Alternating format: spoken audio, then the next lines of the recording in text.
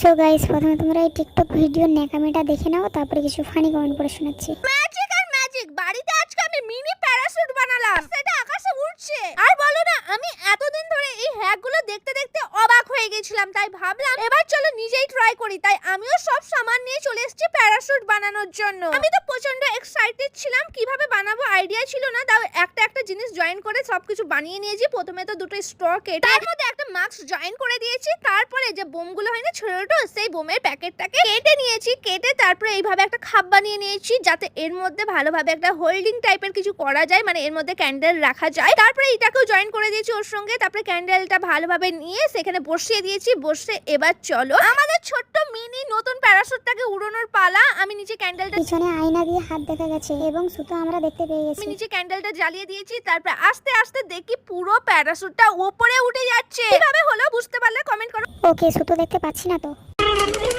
আইডিয়াটা সবাই জেনে গেছে, এইভাবেই সবাই বানাবে। পাগলিদের মতো এত চিল্লাও কেন? আমি ভাবতাম খুব ভালো। मैं गाली नहीं दे सकता। नहीं गाली नहीं देना।